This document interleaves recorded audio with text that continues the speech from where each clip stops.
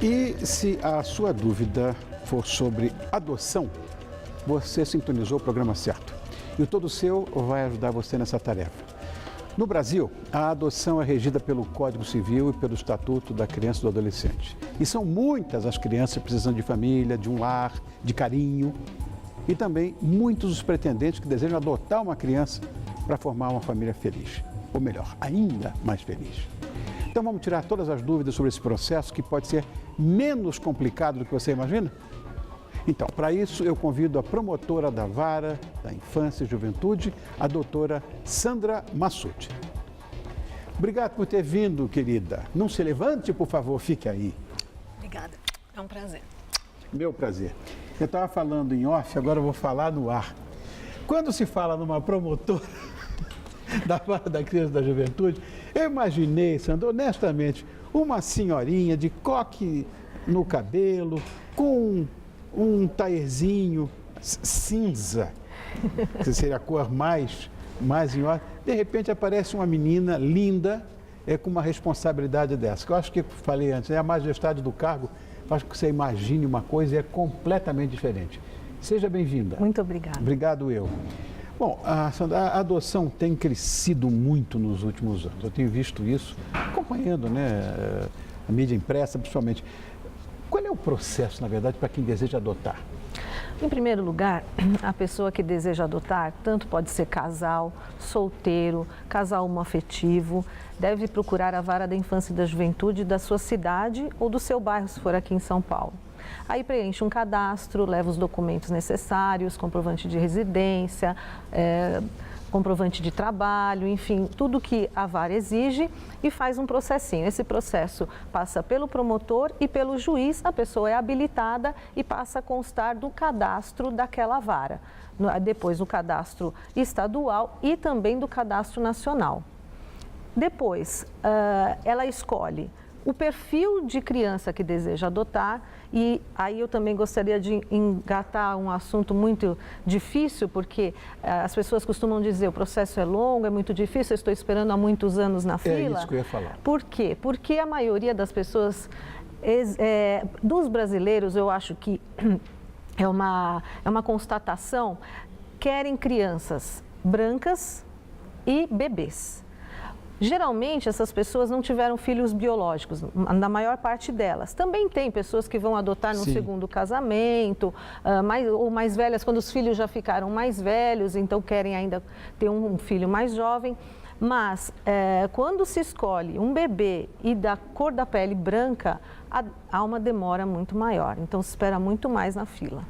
Quer dizer, a demanda é maior, que eu quero um lourinho de olho azul. Não. Aí vai esperar muito. Engraçado isso. Quem pode adotar e quem pode ser adotado? Qualquer pessoa pode adotar, qualquer pessoa pode ser adotado. A diferença é que tem que haver uma diferença de idade de 16 anos entre o adotante e o adotado. Se o adotado for menor de 18 anos, é regido pelo Estatuto da Criança e do Adolescente. Se o adotado é maior de 18 anos, é regido pelo Código Civil. Mas qualquer pessoa solteira, casado, divorciado, maior de 60 anos de idade, não importa a idade, qualquer pessoa pode adotar no Brasil. Quais são as possíveis formas da adoção? A forma mais correta é essa que eu iniciei falando. Procurar a Vara da Infância e da Juventude, fazer o cadastro, esperar, é claro, dentro daquele perfil que se quer, porque essa criança vai ser apresentada para esta pessoa já completamente livre de qualquer empecilho, de qualquer vínculo com a família biológica. Essa é a maneira correta.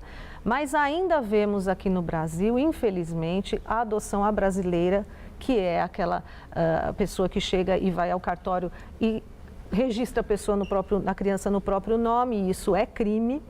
E também não pode? É crime. Constitui crime, dar parto alheio como próprio.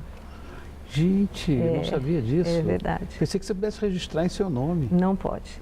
Só o juiz é que determina o registro depois do processo de adoção. E também tem a outra possibilidade que é a adoção intuito personae, que significa o quê? Que a mãe que deu à luz escolhe uma pessoa para dar seu filho para criar. né? Antes da Lei 12.010, isso era permitido, agora não é mais permitido, ou seja, se a mãe não quer o filho, ela tem que entregá-lo à vara da infância e da juventude.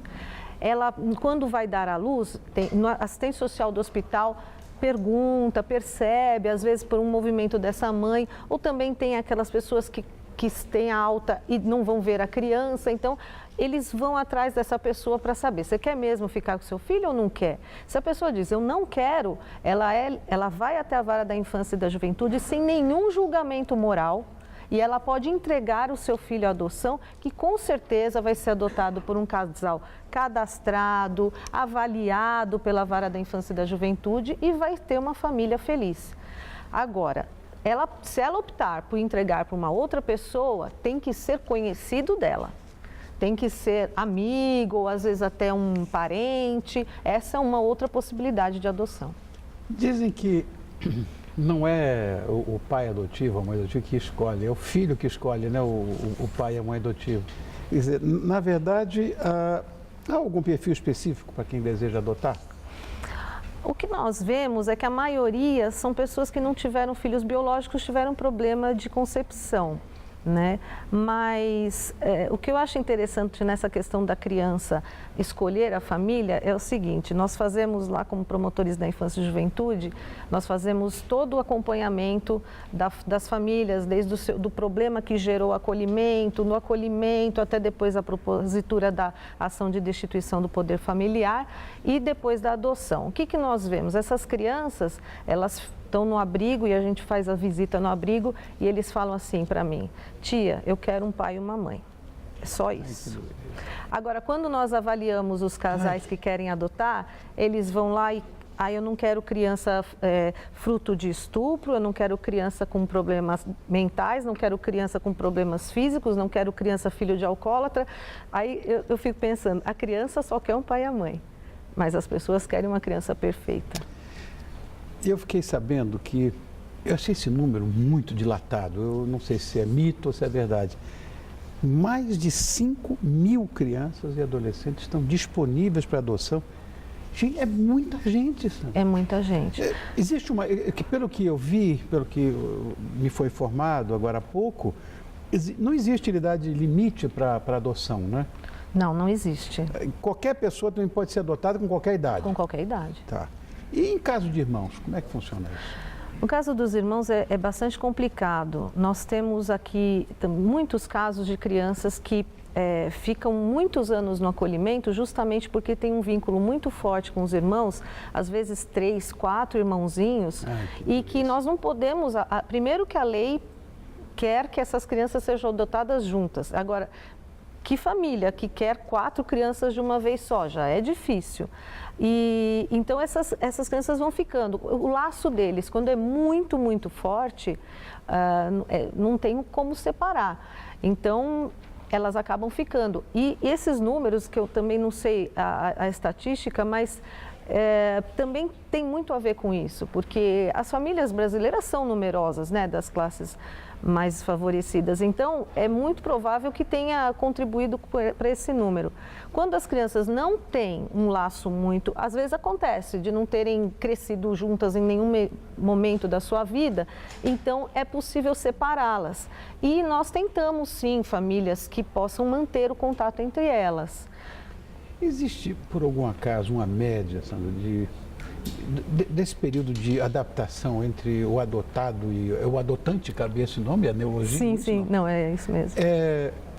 Existe um tempo para que isso possa acontecer? Não, em média, não precisa ser... Sim, sim, o estágio de convivência é previsto, é importante para que haja uma adaptação entre eles, mas ele é muito variável, depende muito do caso. Os bebês, por exemplo, não precisam de muito tempo, então a vara da infância no setor técnico vai até a casa dessas famílias, percebe que está tudo bem, está tudo ok, então encerra o estágio de convivência e o juiz já dá a sentença.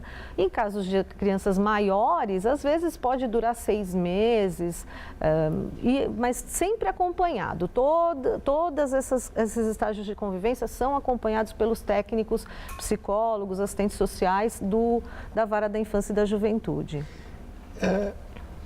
Com essa seletividade por parte dos adotantes, eu acredito que seja muito difícil a adoção de uma criança especial.